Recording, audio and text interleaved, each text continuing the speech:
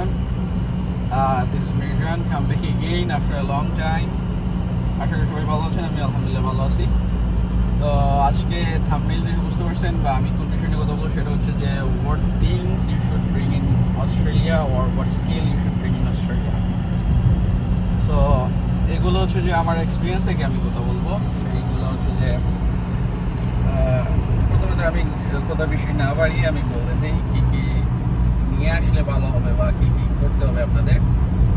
তো একটা বিষয় হচ্ছে যে আপনারা ইন্টারন্যাশনাল বা বাংলাদেশি লাইসেন্স যেটা, সেটা অবশ্যই নিয়ে আসতে হবে আসার সময়। যখন বাংলাদেশি লাইসেন্সটা নিয়ে আসবেন তখন এখানে আপনার অনেক অনেক অপরচুনিটি ক্রিয়েট হবে, যে অপরচুনিটিগুলো আপনি ইজিলি গ্র্যাব করতে পারবেন যদি বাংলাদেশ থেকে লাইসেন্সটা নিয়ে আসেন। আর সাথে সাথে আরেকটা জিনিস করতে হবে, ড্রাইভিংটা শিখে আসতে হবে।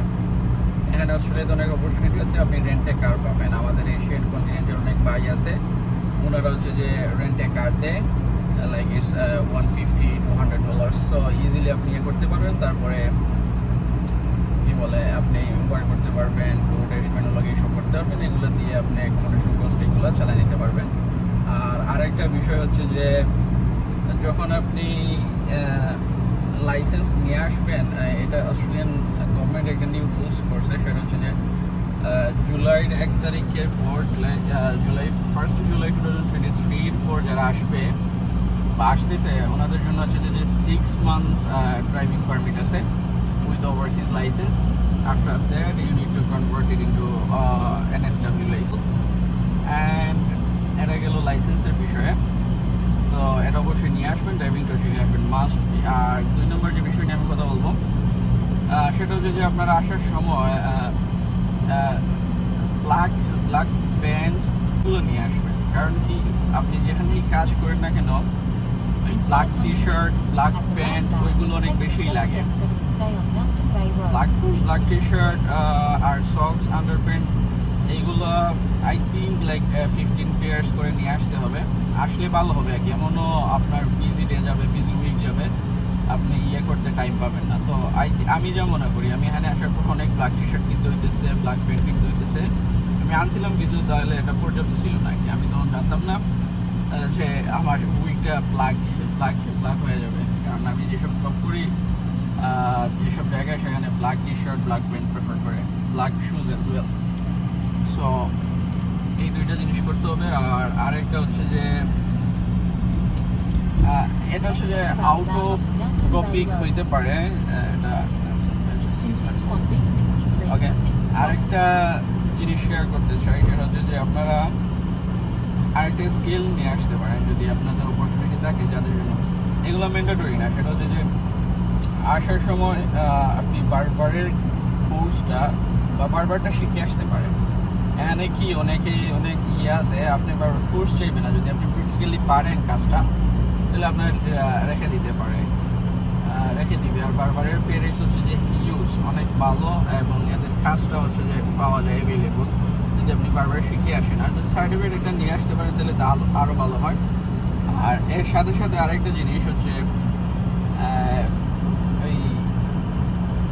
এখানে আপনারা মানে অনেক জবের অপরচুনিটি আছে। সেটা হচ্ছে যে আপনাকে গ্র্যাব করতে হবে, আপনাকে নিতে হবে। আপনার যদি একটা কোর্স আগে থেকেই করা থাকে, জানা থাকে, তাহলে সেটা আপনি ইজিলি করতে পারবেন। তো এইটা গেল। আর আরেকটা হচ্ছে যে ছেলেরা আরেকটা জিনিস করতে পারেন, যদি আপনি এখানে এসে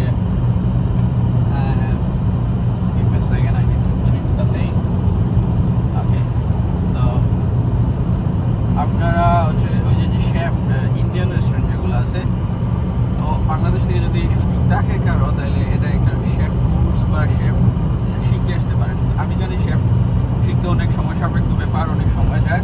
তারপরও হচ্ছে যে যদি একটু ট্রাই করে আসেন বা ইন্ডিয়ান কারিজগুলো সম্পর্কে আইডিয়া নিয়ে আসেন, তো হয়তো বা এটাও হেল্প করবে, অবশ্যই হেল্প করবে। যদি এটাতে অনেক বেশি এক্সপিরিয়েন্স আছে, কোনো জায়গায় ইন্ডিয়ান রেস্টুরেন্টে যদি আপনি যাইতে চান, কাজ করতে চান, যদি শেফ পজিশনে, not CSR, not customer service representative, আপনার এইসব লাগবে। আপনার যদি আপনার এক্সপিরিয়েন্স থাকে, এইগুলোতে কোর্স লাগে না।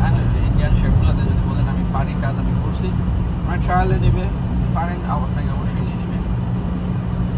The last but not the least one, যেটা আমি পার্সোনালি ফিল করি বা করতেছি, সেটা হচ্ছে যে আপনারা 3টা জিনিস নিয়ে আসবেন সাথে করে। 3টা জিনিস কি কি? একটা হচ্ছে যে সরি, আরেকটা হচ্ছে যে থ্যাংক ইউ, আরেকটা হচ্ছে যে প্লিজ। এখন এখানে এসে অনেক সুশীলরা বলবে যে এইগুলা দিয়ে আবার কি হারমোনি, আর এগুলাতে তো এগুলো আমরা পারি, আমরা ইউজ করি। বাই ট্রাস্ট মি, আমি এটা ফিল করছি। এখন বলতে পারেন যে আমি মেবি মানে ওই পরিবেশ থেকে বিলং করি নাই যে you use please, sorry, thank you in the like in front of word or sentence or something. কিন্তু আমি এটাই বলতে চাই যে এখানে হচ্ছে যে ওরা সব কিছুতেই সরি ইউজ করে, প্লিজ ইউজ করে, থ্যাংক ইউ ইউজ করে। যখন আপনি এটা ইউজ করবেন তখন আপনার যে কমিউনিকেশন স্কিলটা এটা মানে আপডেট হয়ে যাবে। যখন আপনি এটা ইউজ করবেন তখন কমিউনিকেশনটা আপনার স্মুথ হয়ে যাবে। এটা নট এ বিগ ডিল। আর এটা হচ্ছে যে আমরা এটাতে ইউজ টু না, স্মুথ লাইক যখন এটা ইউজ করবেন তখন আমাদের কমিউনিকেশনটা স্মুথ হয়ে যাবে, অনেকটা কনফিডেন্টও বেড়ে যাবে। আমরা কি করি, আমরা তো করি কিন্তু কখনো কি আসা একটা জিনিস প্রশ্ন করি, আপনি আপনার আম্মুকে যখন বলেন যে আম্মু আমার এক গ্লাস পানি দাও, but can you please give me a water bottle please, you never say please, you just give me a water bottle, that's all. But here you need to use the please word, and after that you need to use thank you. So এই দুইটা জিনিস যখন আপনি work প্লেসে use করবেন তখন আপনার হচ্ছে যে অনেক বেশি করবে, আপনার কমিউনিকেশনটা ইফেক্টিভ করবে, আর ইট ফিলস গুড, অ্যান্ড এটা আপনার কনফিডেন্ট গ্রো করবে। তো হচ্ছে যে এগুলোই আর কিছু না, এগুলো হচ্ছে যে সিম্পল থিংস, এগুলো আপনারা জানেন। তারপরে একবার বললাম আর কি, যদি ভালো লাগে দেখেন, আর না ভালো লাগে তো আর কিছু করার নাই। ওকে, আর ওকে, তাহলে আপনারা ভালো থাকেন। নেক্সট ভিডিওতে আবার দেখা হবে। এখন থেকে রেগুলার ভিডিও দেওয়ার চেষ্টা করবো, যেহেতু আমার সামনে টার্ম ব্রেক আসতেছে। আর ওকে, আল্লাহ হাফিজ, বাই।